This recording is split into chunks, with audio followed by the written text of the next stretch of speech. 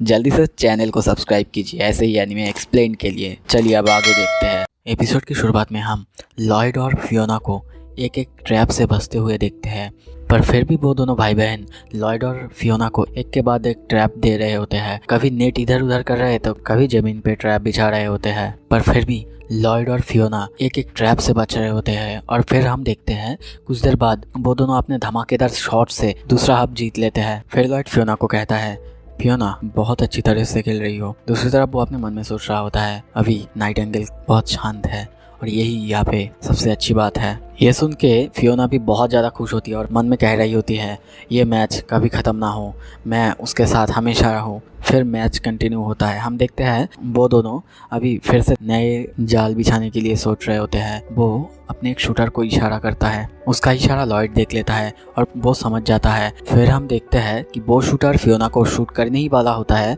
कि लॉयड दौड़ के जाके उसे बचा लेता है। ये देख के फियोना बहुत ज़्यादा खुश होती है, लॉयड ने उसे पकड़ा है। ये देख के वो लड़का कहता है, अभी यहाँ पे तुम दोनों ये सब घर पे जाके करना, यहाँ पे अच्छे से मैच खेलो। फिर फियोना लॉयड से कहता है, क्या तुम ठीक हो? लॉयड कहता है, हाँ थोड़ा लगा है, ये सब हो सकता था, इसीलिए बुलेट प्रूफ जैकेट पहन कर आया हूँ। ये देख के फियोना और ज़्यादा इम्प्रेस होती है और कहती है, तुम आखिर कैसा आदमी हो, इतना सब कुछ कोई कैसे सोच के रख सकता है। I love you Twilight. दूसरी तरफ लॉयड ये शूटर की बात फियोना को अच्छे से बताती है और समझाती है कि उन दोनों को कैसे खेलना है। फिर मैच कंटिन्यू होता है, पर इस बार वो दोनों बहुत अच्छे से तैयार होते हैं। वो शूटर एक के बाद एक उन पर हमला करते ही जाता है, पर लॉयड और फियोना हर एक गोली को डॉच कर रहे होते हैं और साथ ही में अच्छी तरह से खेल भी रहे होते हैं।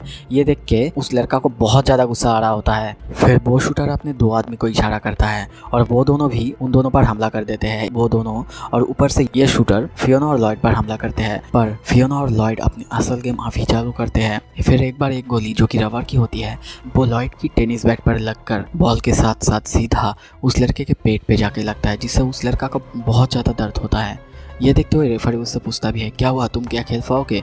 पर वो लड़का कहता है, नहीं, थोड़ा सा ज़्यादा खा लिया था इसीलिए पेट में दर्द है। फिर मैच कंटिन्यू होता है, पर वो लड़का भी मन में सोचता है, मैं एक के बाद एक चाल चल रहा हूँ पर कुछ भी इन दोनों के काम पे नहीं आ रहा है और ये दोनों तो मेरे लेवल के बहुत ज़्यादा बियॉन्ड है, मैं इनसे कभी भी नहीं जीत सकता। और फिर लॉयड के खतरनाक सर्विंग के साथ ये मैच ख़त्म होता है और लॉयड और फियोना जीत जाते हैं। तब वो लड़का लॉयड के पास आके रोते रोते कहता है, हार से मुझे कभी भी इतना ज़्यादा दुख नहीं हुआ। पर लॉयड कहता है, तुम अभी भी बहुत ज़्यादा यंग हो, अच्छे से खेलो और बिना चीटिंग किए हुए खेलो तो अच्छा खेल पाओगे। ये सुनते हुए वो लड़का रोते रोते कहता है, हाँ सर। ऊपर से हम देखते हैं, ये देख के मिस्टर कैम्बेल को भी बहुत ज़्यादा अच्छा लगता है और वो कहता है, वो ये मैच शायद हार गए पर इस मैच से वो बहुत ज़्यादा वैल्यू के सीखा है। दूसरी तरफ हम देखते हैं मिस्टर कैम्बेल को एक गार्ड आके कोई कॉल के बारे में कहता है। ये सब नीचे से लॉयड देखता है। अगले सीन में हम देखते हैं फियोना को एक कैटलॉग दिया गया है कि वो एंटिक्स में से कौन सा एंटिक्स चूज करेगी। फियोना वही पेंटिंग को चूज करती है, पर तभी वहाँ पे मिस्टर कैम्बेल आता है और कहता है, सॉरी ये पेंटिंग अभी अवेलेबल नहीं है, कुछ कारण की वजह से ये पेंटिंग हम आपको नहीं दे सकते। पर फियोना कहती है, ये तो कैटलॉग में अवेलेबल है तो फिर आपको कैटलॉग में नहीं रखना चाहिए था। मिस्टर कैम्बेल कहता है, सॉरी ये तो अभी अवेलेबल नहीं है, हमें माफ कीजिएगा, पर आप कोई और एंटिक्स ले सकते। फियोना और लॉयड अभी कोई रास्ता ना देख के मान जाते हैं। फिर हम देखते हैं मिस्टर कैम्बेल एंटिक रूम में फियोना को ले जाता है और चूज करने कहता है उसे कौन सा पसंद आता है, पर वहाँ पे हम लॉयड को नहीं देखते हैं। मिस्टर कैम्बेल भी पूछता है कि लॉयड कहाँ है। फियोना कहती है वो अभी बहुत ज़्यादा टायर्ड है इसलिए वो नहीं आया, मैं ही चूज कर लेती हूँ। फिर हम देखते हैं वहाँ पे एक सिक्योरिटी गार्ड उस पेंटिंग को उतार के उसे खोल रहा होता है। दूसरा सिक्योरिटी गार्ड उसे आके कहता है, तुम क्या कर रहे हो, ये सब मत करो, जल्दी करो।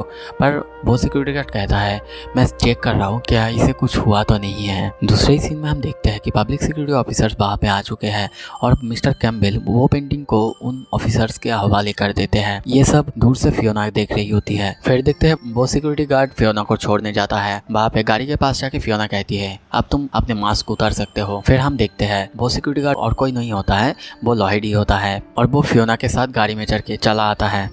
रास्ते में हम देखते हैं लॉयड बहुत ज़्यादा थक चुका है, पर फिर भी वो कहता है, चलो अभी तो मिशन कंप्लीट हुआ है। फिर हमें पास्ट की सीन दिखाया जाता है कि लॉयड ने कैसे उस पेंटिंग को दूसरे पेंटिंग के साथ बदल दिया था। फिर रास्ते में फियोना कहती है, चलो मैं तुम्हें घर छोड़ देती हूँ।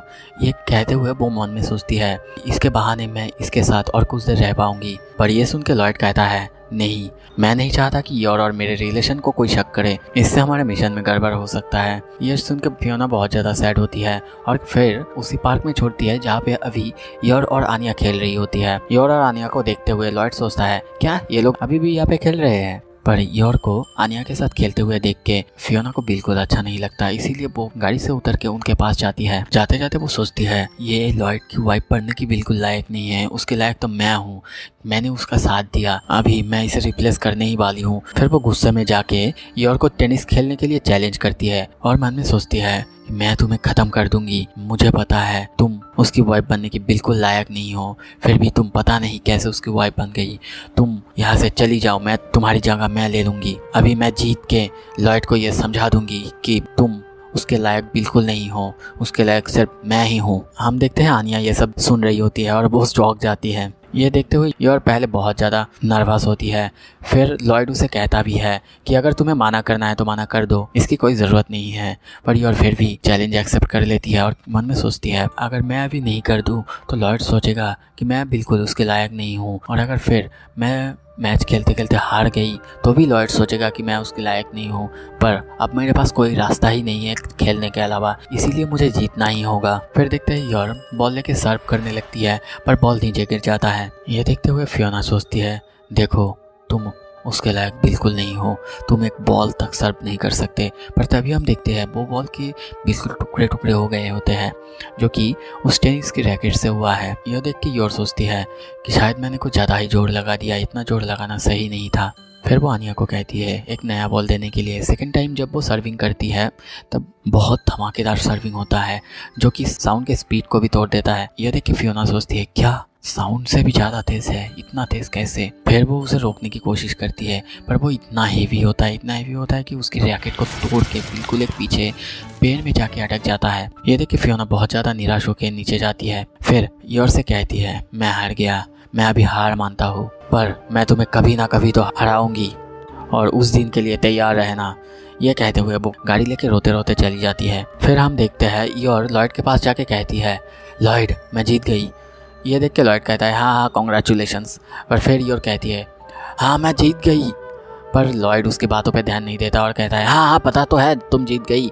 ये सुन के योर बहुत ज़्यादा निराश होकर वहाँ से चली जाती है। फिर अगले सीन में हम देखते हैं लॉयड ऑफिस में आया है। वहाँ पे उसे पता चलता है पेंटिंग में जो कोड छुपा हुआ था उसे ढूंढने के बाद एक डायरी मिला है। लॉयड वो डायरी पढ़ता है पर वो डायरी में और कुछ नहीं होता है बल्कि उस कर्नल की फेवरेट हीरोइन की तस्वीरें होता है, और उसमें यह लिखा भी होता है कि मैंने ये सब छुपा के रखा क्योंकि इसके लिए मेरी बीवी मुझे बहुत ज़्यादा डांटती थी। ये देख के लॉयड और बाकी सब बहुत ज़्यादा निराश होते हैं। फिर अगले सीन में हम देखते हैं लॉयड घर जा रहा होता है और रास्ते में वो एक शॉप में रुक के कैरामेल नट खरीदता है। दूसरी तरफ हम योर को देखते हैं, वो बहुत ही दुखी होकर बैठी हुई है। इसी के साथ दोस्तों ये एपिसोड खत्म होता है। आपको अगर पसंद आया तो मेरे वीडियो को लाइक कीजिए, शेयर कीजिए और चैनल को सब्सक्राइब कीजिए। Thank you so much.